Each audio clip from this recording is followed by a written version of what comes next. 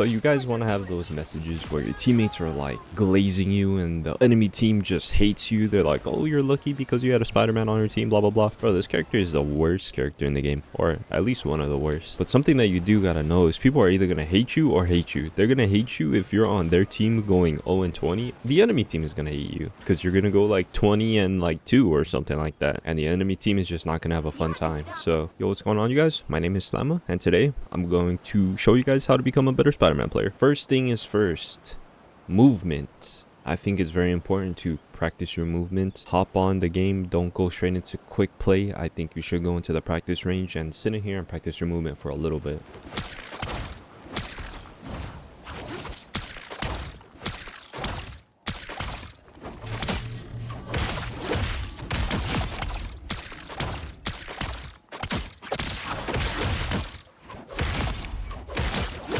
So I don't think it's necessarily important for you to try to create like a, oh, I'm gonna spend 5 minutes practicing my B-hops, or oh, I'm gonna spend like 2 minutes trying to off the map people. If you're first starting off, yeah, you want to practice learning how to B-hop, right? You want to B-hop well, learn how to B-hop. This is very important. Learn how to carry your momentum with the uppercut. Do that. Something that I noticed as well, if you play with hold to swing on, right, you're always used to holding shift or whatever your bind is for web swing. But something that I did notice is if you just tap shift or whatever your web bind is, you actually get the web swing if you're looking down at the floor. But most of the time when you just tap web swing on the ground, like, it'll stick to the floor. It'll commit you to the button. Now we're going to talk a little bit about combos. Yes, it's good to know a couple of combos. You do want to watch the combo videos, but I think an extension of learning combos, and you want to know like what tech goes into what. Like, for example, if I web swing, I can get an overhead and I can get 2 overheads, right? Just because of the web swing. If I cancel my uppercut, I can also get 2 overheads. So what's the situation where I would use this? Let's say I'm going for the back line, right? You can go for a swing, land on them, and do something like that. So you want to learn how to get like into what? Let's say you want to go in and out real quick, pause, uppercut, and then learn how to like swing away. This is very important. I like to do this to kind of get the supports low a little bit, so then you can go in, do your one-shot combo, and then boom, you're straight, get out again. Go in the practice range and just mess around with the character. Practice the character, learn a couple combos, learn how to get in and out of that, and then off of that, build a flow chart for yourself. Because this character doesn't really have any real consistent one-shot combo. Once Mantis learns how to throw sleep, once Luna learns how to actually aim and throw freeze at you, like, things get harder. So staying alive, how do you stay alive when the players just get better, I guess? How do you stay alive when, you know, you're getting slept or whatever, you're in the backline and everybody's looking at you?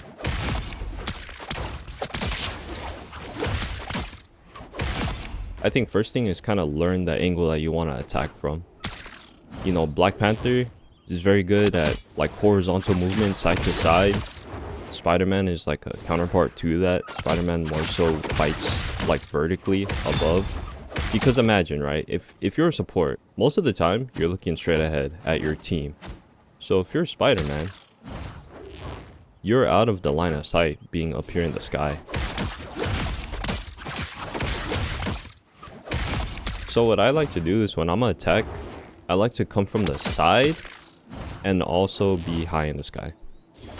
So you're basically out of line of sight, and then you go in, get your combo off, and then you're good. Like, get out. This is my strategy because, first of all, your teammates are not going to see you. Your teammates are focused on whatever's going on in front of them. So for most of the time, they're not going to see you. The only time they're going to really see you is in the kill feed. Enemy team as well, they're not going to see you. Most of the time, you're just in the sky. So like, you have a very strong element of surprise. Maybe your other DPS might see you because they're trying to focus the same things that you are. But if everyone's just focused on like the Strange or the Magneto in their face, no one's really gonna see what you're doing. So even though this character has a hard time like getting kills, you can create a lot of space for your team. Because when you're in the back line and you're fighting everybody, like obviously the supports are going to heal themselves while trying to fight you off, while trying to tell their DPS like, hey, like we need some help, like come back here, or maybe the tank is gonna come and help you or whatever. So that alone makes you like very good. It makes you an asset on the team. Some teammates will not understand this. They'll be like, yo, like Spider-Man, can you switch? Like, what are you doing? But they don't understand, like you're generating space for the team. If you're playing correctly, you're generating space for the team. Because the supports, everyone they just start to look back and walk back to you. Let's say your whole team is getting spawn camped or whatever, and the entire enemy team is just on your spawn.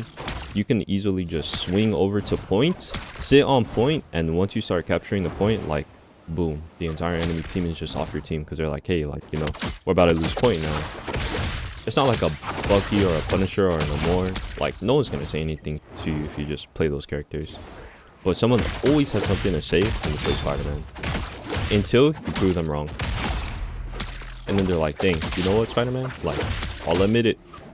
You're the GOAT. Another important aspect is knowing the maps. Like, you actually have to learn. You don't have to learn the maps crazy, but just learn where the health packs are on the maps. If you learn where the health packs are on the maps, like, it'll make things a lot easier for you. Because most of the time, it's either going to be on you to swing to your supports and stand in front of them and say like, hey, I need heals. Or most of the time they'll see you, right? Because they can see the health sign, or they can see your life bar, depending on their settings. So they'll probably just heal you. You just got to go in front of them. But if they're not looking at you at all, maybe they're healing the tank, or, you know, they're just, you'll want to know where the health packs are so you can just heal yourself. Don't rely on your supports to heal you on this character. Another thing too is most supports you have to aim to get healed. And playing Spider-Man, it's kind of hard to track you in the sky, I think, for most people. Unless you're Cloak and Dagger, or you're Rocket, or you're like Adam Warlock, like the other supports are gonna have a hard time tracking you. And if you're in the sky and they gotta look up, like their line of sight is like messed up. They're not gonna be able to see like the tanks or anything else that's happening in front of them. They're just gonna be looking at you in the sky. So if anything, you could try to get like Lunar Snowflake, or just learn where the health packs are. Most of the time they're on the sides of the map.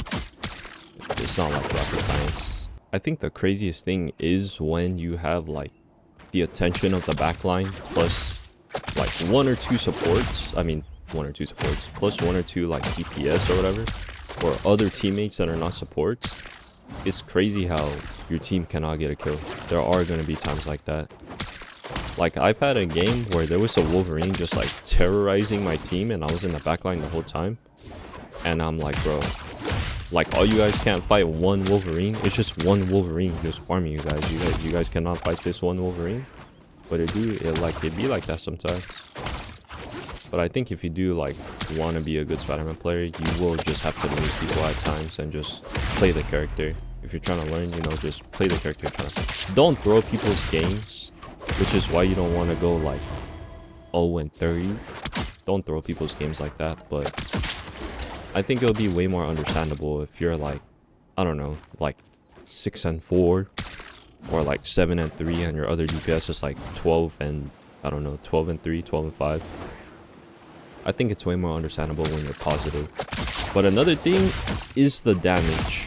You don't really like end games with a lot of damage as you would if you were playing like Namor, Punisher. Punisher can easily end the game with a lot of damage because all you do, you just sit across the map, sit on turret and spray. You also have a gun, so you just spray. And your ult is also just another gun, so you can just spray. Spider-Man, you're not going to end up with as much damage. So anyone talking about damage and like anything crazy, I think it's a problem when you have more damage than your other DPS. I think the most important thing is just learning how to stay alive.